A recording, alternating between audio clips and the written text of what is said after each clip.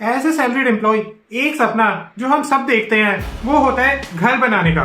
लेकिन ये घर हम अपने नाम पे लें, अपने स्पाउस के नाम पे लें, अपने पेरेंट्स के नाम पे लें, या फिर किसी के साथ जॉइंट ओनरशिप में लें, या सिर्फ अपनी सिंगल ओनरशिप में लें, ये सब क्वेश्चन हमारे दिमाग में आते हैं जिस टाइम हम एक घर में इन्वेस्टमेंट के लिए जाते हैं। लेकिन सही एडवाइस ना होने की वजह से वो घर हम शायद अपने नाम पे इन्वेस्ट कर देते हैं, या फिर हम अपने स्पाउस के साथ कर देते हैं बिना किसी टैक्स प्लानिंग के। तो आज की वीडियो में हम बात करेंगे कि जब अगर आप एक घर में इन्वेस्ट कर रहे हैं तो टैक्स प्लानिंग के पर्पज से वो इन्वेस्टमेंट आपको किस तरह से करना चाहिए। राम राम भाई सभी को। आज है हमारा 28 डेज टैक्स सेविंग चैलेंज का तीसरा दिन। लास्ट वीडियो में हमने देखा था कि अगर आप अपने पेरेंट्स के नाम पे कोई एफडी करते हैं या और कोई इन्वेस्टमेंट करते हैं तो उस पे आपको कितना ज्यादा टैक्स बेनिफिट हो सकता है। आज की वीडियो में हम बात करेंगे कि अगर आप एक इमूवेबल प्रॉपर्टी में इन्वेस्ट करते हैं तो वो इन्वेस्टमेंट आपको किस तरह से करनी चाहिए जिससे कि आपको उसका मैक्सिमम टैक्स बेनिफिट हो सके। आज की वीडियो में मैं आपको बताऊंगा अपने पेरेंट्स के साथ या अपने किसी रिलेटिव के साथ या उनके नाम पे एक प्रॉपर्टी परचेज करने से आपको 3 टैक्स बेनिफिट हो सकते हैं। तो वीडियो स्टार्ट करने से पहले हम लोग अपनी लास्ट क्लास का एग्जांपल कंटिन्यू करेंगे। लास्ट क्लास में हमने एक एग्जांपल स्टार्ट किया था लॉकी और रानी की प्रेम कहानी की मूवी से। तो उस एग्जांपल में हमने देखा था कि लॉकी और रानी की शादी हो जाती है, रानी लॉकी के घर पे आती है और लॉकी के साथ उसका काफी ज्यादा झगड़ा हो जाता है। अब रानी लॉकी को कहती है कि मैं तुम्हारे घर में एडजस्ट नहीं कर सकती, मुझे अपना एक खुद का घर चाहिए। अब लॉकी रानी को समझाता है कि यार यहीं पे रह लेते हैं, लेकिन रानी नहीं मानती। तो वो दोनों अपना एक खुद का घर ढूंढने निकल पड़ते हैं। घर ढूंढते हैं, उनको एक घर समझ आ जाता है। अब जब वो घर खरीदने वाले होते हैं तो लॉकी एक बार कहता है कि यार एक काम करते हैं, एक बार मेरी बहन से एडवाइस ले लेते हैं, वो चार्टर्ड अकाउंटेंट है, हो सकता है हमें कुछ ऐसी एडवाइस दे दे जिससे कि हमें कोई टैक्स बेनिफिट हो जाए। अब वो दोनों जाते हैं लॉकी की सिस्टर के पास और वो सिस्टर उनको बताती है कि भैया अगर ये घर आप अपने नाम पे लोगे तो इसमें आपको कोई टैक्स बेनिफिट नहीं होगा, क्योंकि ये पूरा का पूरा घर जो है वो आप कैश में परचेज कर रहे हो, इस पे कोई लोन तो ले नहीं रहे। अगर आप लोन ले रहे होते तो आपको इसमें टैक्स बेनिफिट हो जाता, लेकिन अगर आप पूरा का पूरा घर कैश में परचेज कर रहे हो तो अगर आप अपने नाम पे परचेज करोगे तो इसमें कोई भी टैक्स बेनिफिट नहीं होगा। इसलिए ये घर अगर आप दादाजी के या मम्मी के नाम पे परचेज करते हो तो उसमें आपको 3 टैक्स बेनिफिट हो सकते हैं। अब वो उनको समझाती है कि देखो आप ये घर दादाजी के नाम पे परचेज कर लो, उनको इस घर के लिए रेंट दो। अगर आप उनको इस घर के लिए रेंट देते हो तो आप दोनों को उसका टैक्स में डिडक्शन मिल जाएगा।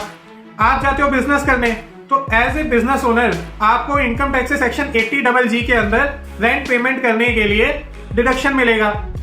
भाभी जाती है जॉब करने, भाभी को मिलती है सैलरी, तो भाभी को उसके लिए मिलेगा HRA का डिडक्शन। और तीसरा, जो पैसा आप अपने दादाजी को एज रेंट पे करोगे वो पैसा आप उनके अकाउंट में इन्वेस्ट करके उस पे जो इंटरेस्ट अर्न करोगे उसको भी टैक्स फ्री कर सकते हो। अब लॉकी को ये सब बातें तो समझ आती हैं, लेकिन जब वो जाता है ये सब बातें रानी को समझाने के लिए तो रानी कहती है कि तुम और तुम्हारे घर वाले तो सारी बातें अपनी ही फैमिली के लिए करोगे, मेरे बारे में तो कभी सोचोगे नहीं। वो कहती है कि देखो पहले तो तुमने पूरी की पूरी एफडी उठा के अपने दादाजी के नाम पे कर दी, अब जो हम घर खरीद रहे हैं ये भी दादाजी के नाम पे ही कर दोगे, तो मेरा तो तुम्हारे जीवन में कोई अस्तित्व है ही नहीं, तो एक काम करो तुम दादाजी के साथ ही रह लो। अब रानी का गुस्सा देख के लॉकी कहता है कि चल एक काम करते हैं, किसी और सीए के पास चल के पूछते हैं। अब ये एडवाइस लेने के लिए वो लोग आते हैं सीए मयंक अग्रवाल के पास। तो सीए मयंक अग्रवाल जी उनको समझाते हैं वैसे तो इनकम टैक्स के प्रोविजंस के अकॉर्डिंग एज पर सेक्शन 56 अगर आप कोई भी इमूवेबल प्रॉपर्टी किसी और को गिफ्ट करते हो या किसी और के नाम पे इन्वेस्ट करते हो तो उस रिसिपिएंट के लिए वो पूरी की पूरी प्रॉपर्टी की वैल्यू टैक्सेबल हो जाती है 30% रेट पे। लेकिन अगर वो इमूवेबल प्रॉपर्टी आपने अपने फैमिली मेंबर के नाम पे इन्वेस्ट की है या उनको गिफ्ट की है तो उस वैल्यू पे उनको टैक्स नहीं देना पड़ेगा। फैमिली मेंबर की डेफिनेशन मैंने आपको लास्ट वीडियो में बताई थी, अगर आप कंफ्यूज है उसमें तो अपनी लास्ट वीडियो में जाके देख सकते हैं। तो अगर आपने अपनी फैमिली मेंबर के नाम पे कोई भी इन्वेस्टमेंट करी है तो फैमिली मेंबर को तो कोई टैक्स नहीं लगेगा। ये तो हो गया एक पॉइंट। अब दूसरा पॉइंट आता है कि आपको टैक्स बेनिफिट कैसे होगा। तो देखो एज पर सेक्शन 64 क्लबिंग के प्रोविजंस अट्रैक्ट होते हैं वाइफ के ऊपर, माइनर चाइल्ड पे और सन की वाइफ पे। तो इन तीनों को तो कोई गिफ्ट मत ही करना, क्योंकि अगर इन तीनों को कोई गिफ्ट कर भी दिया तो उससे कोई इनकम होगी तो वो तो आपकी इनकम के साथ क्लब ही हो जाएगी। सपोज आपने अपनी वाइफ के नाम पे एक घर परचेज कर लिया और अपनी वाइफ के नाम पे घर परचेज करके वो घर रेंट पे चढ़ा दिया, तो जो उस रेंट से होने वाली इनकम है वो आपकी इनकम के साथ क्लब हो जाएगी। तो कभी भी अपने स्पाउस के नाम पे अपनी इनकम से इन्वेस्टमेंट मत करना। अब दूसरा पॉइंट आता है कि हमने अगर घर स्पाउस के अलावा अपने पेरेंट्स के नाम पे इन्वेस्ट कर दिया या अपने किसी और रिलेटिव जैसे ग्रैंड पेरेंट्स के नाम पे इन्वेस्ट कर दिया तो तो हमें उससे क्या टैक्स बेनिफिट होगा। तो सबसे पहला जो टैक्स बेनिफिट होगा, अगर आप एक सैलरीड इंडिविजुअल है, सपोज आपकी टोटल सैलरी है 40 लाख, जिसमें 20 लाख है बेसिक, 10 लाख है HRA और 10 लाख है अदर अलाउंस। तो इस केस में अगर आपने अपने पेरेंट्स या ग्रैंड पेरेंट्स के नाम पे कोई घर में इन्वेस्टमेंट करी है, तो उस केस में सपोज आपने उनको 1 लाख पर मंथ के हिसाब से रेंट पे किया, तो आपने साल में उनको 12 लाख रुपए का रेंट पे कर दिया और आपको 10 लाख रुपए की HRA की डिडक्शन भी मिल गई। अब जब आपको 10 लाख की HRA की डिडक्शन मिलेगी तो उस पर आपका टैक्स सेव होगा 3 लाख रुपए। सेकंड, अगर आप एक बिजनेस ओनर हैं और अगर आपके पास HRA का कंपोनेंट तो होगा नहीं, तो आप उस केस में भी रेंट पे कर सकते हैं और उस केस में आपको as per section 80GG rent payment की डिडक्शन मिल जाएगी।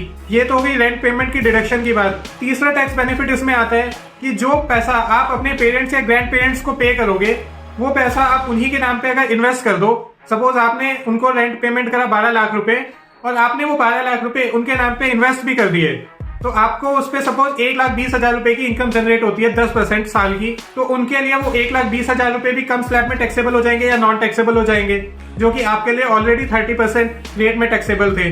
10 लाख तक की इनकम पे कैसे पूरा का पूरा टैक्स जीरो कर सकते हैं, ये मैं आपको आगे आने वाली वीडियोस में बताऊंगा। लेकिन अभी के लिए आप ये समझो कि आपने उनको 12 लाख रुपए का रेंट पे करा, तो 12 लाख में से 30% का तो वैसे ही उनको अलाउंस मिलता है। 12 लाख में से 30% का उनको अलाउंस मिल गया 3,60,000 रुपए, उनके बचे 8,40,000 रुपए, जो कि रेंटल इनकम उनकी मानी जाएगी।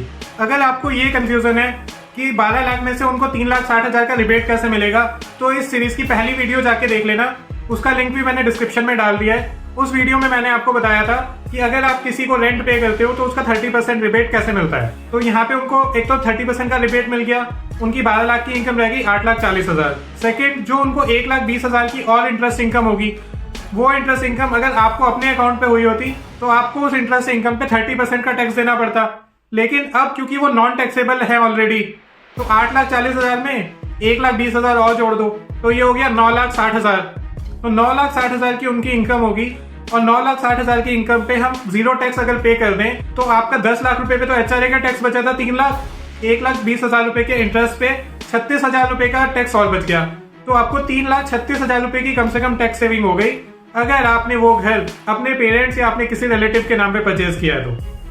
तो इसलिए जब भी अगर आप एक घर परचेज कर रहे हैं तो अप्रोप्रिएटली देखें कि आपकी सर्कमस्टांसेस क्या है, आप किसके नाम पे इन्वेस्ट कर सकते हैं, आप लोन से इन्वेस्ट कर रहे हैं या फिर विदाउट लोन इन्वेस्ट कर रहे हैं।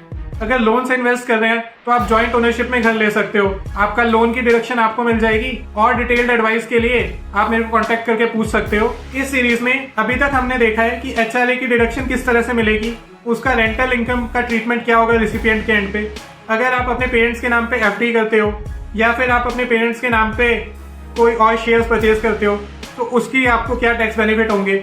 आज हमने देखा कि अगर आप अपने पेरेंट्स के नाम पे इमूवेबल प्रॉपर्टी परचेज करते हो तो उस केस में आपको क्या टैक्स बेनिफिट होंगे। अब नेक्स्ट वीडियो में मैं आपको बताऊंगा कि अगर आप अपने स्पाउस के नाम पे कोई FD करना चाहते हैं या स्पाउस के नाम पे कोई इन्वेस्टमेंट करना चाहते हैं तो वो किस तरह से करें जिससे कि उसमें आपको टैक्स बेनिफिट हो जाए। अब आप सोचोगे कि यार पिछली वीडियो में तो तुमने बताया था कि स्पाउस के नाम पे कोई भी इन्वेस्टमेंट करने से क्लबिंग के प्रोविजंस अट्रैक्ट हो जाएंगे, तो उन्हीं प्रोविजन से निकलने का तरीका क्या है वो मैं आपको नेक्स्ट वीडियो में बताऊंगा। तो नेक्स्ट दोनों वीडियोस जो है वो हम देखेंगे स्पाउस से रिलेटेड कि अगर आप अपने स्पाउस के नाम पे कोई इन्वेस्टमेंट करते हैं तो उसका क्या टैक्स बेनिफिट होगा।